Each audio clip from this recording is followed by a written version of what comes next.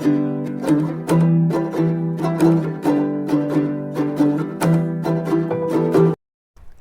Hello friends, welcome back to Kumbakonam savouries. நாம் இன்றைக்கி நம்மளோட சேனலில் ரொம்பவே பழமையான நம்ம மறந்து போன ஒரு ரெசிபி ஒன்று தான் பார்க்க போகிறோம். அது என்ன அப்படின்னு கேட்டிங்கன்னா கத்திரிக்காய் புளி பச்சடி.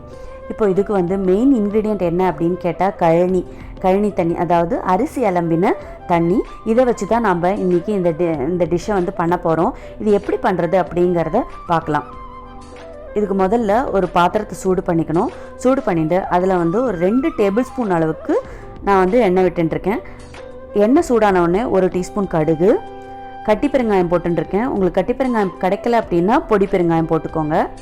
அதுக்கப்புறமா கடுகு வெடிச்சதுக்கப்புறமா 1 டீஸ்பூன் உளுத்தம்பருப்பு போட்டு பருப்பு செவக்கிற அளவுக்கு நான் வறுத்துக்கணும். இப்போ பருப்பு செவந்தெடுத்து இந்த ஸ்டேஜில் கொஞ்சமாக கருவேப்பிலை, பொடியாக நறுக்கின வெங்காயம் நல்லா பொடியாக நறுக்கிக்கணும், அதையும் சேர்த்துக்கிறேன். அதுக்கப்புறமா இதுக்கு காரத்துக்கு வந்து பச்சை மிளகா, அதுக்கப்புறமா காஞ்ச மிளகா, இது 2 தான் சேர்க்க போகிறோம். வேறு எதுவுமே காரப்பொடியோ இல்லை சாம்பார் பொடியோ எதுவுமே போட போகிறது கிடையாது. அதனால் 6 பச்சை மிளகாவும் 2 காஞ்ச மிளகாவும் எடுத்துட்டுருக்கேன். இதை என்னென்னா வதக்கிக்கணும். அதுக்கப்புறமா இதுக்கு ஒரு 1/2 டீஸ்பூன் அளவுக்கு மஞ்சள் பொடி சேர்த்துக்கணும் இது கூட. அதுக்கப்புறமா காய் வதங்கிறதுக்கு தேவையான அளவுக்கு உப்பு சேர்த்துக்கலாம். இது எல்லாத்தையும் சேர்த்துட்டு நல்லா வதக்கணும். வெங்காயம் வதங்குற அளவுக்கு நல்லா வதக்கணும்.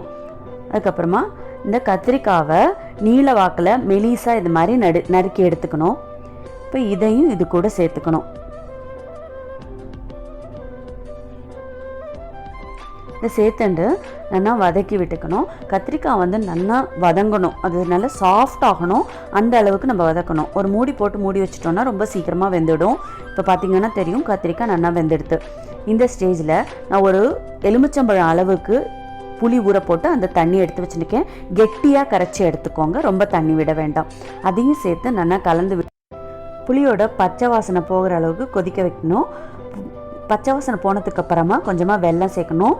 வெல்லம் சேர்த்தா ரொம்ப டேஸ்டியாக இருக்கும். இப்போது நம்ம எடுத்து வச்சுருக்கிற கழனியோட கொஞ்சமாக அரிசி மாவு சேர்த்துக்கிறேன். அதாவது ஒரு 2 டேபிள் ஸ்பூன் அளவுக்கு அரிசி மாவு சேர்த்துக்கிறேன். இது எதுக்கு அப்படின்னா ரொம்ப நீர்க்காக இல்லாமல் கெட்டியாக இருக்கும் அந்த பச்சடி. அதனால கொஞ்சமாக அரிசி மாவு சேர்த்து அதையும் நல்லா கலந்து இது கூட சேர்த்துக்கிறேன். இது பார்க்குறதுக்கு ஃபஸ்ட்டு கொஞ்சம் தண்ணியாக தான் இருக்கும், நல்லா கொதித்த உடனே நல்லா கெட்டிப்பட்டுரும். இந்த ஸ்டேஜில் உப்பு சேர்க்கணும்.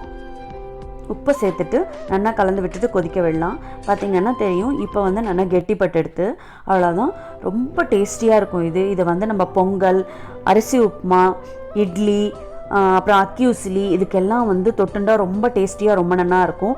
இதை வந்து உங்கள் வீட்லேயும் ட்ரை பண்ணி பாருங்கள். ட்ரை பண்ணி பார்த்துட்டு எப்படி இருந்தது அப்படிங்கிறது எங்களுக்கு கமெண்ட் செக்ஷனில் கமெண்ட் பண்ணுங்கள். இந்த வீடியோவை மறக்காமல் உங்களோட ஃப்ரெண்ட்ஸ் கூடயும் ரிலேட்டிவ்ஸ் கூடயும் ஷேர் பண்ணிக்கோங்க. இந்த வீடியோவை கடைசி வரைக்கும் பார்த்ததுக்கு ரொம்ப நன்றி. பழமையை புகுத்துவோம், பாரம்பரியத்தை காப்போம், ஆரோக்கியத்துடன் வாழ்வோம். தேங்க்ஸ் ஃபார் வாட்சிங்.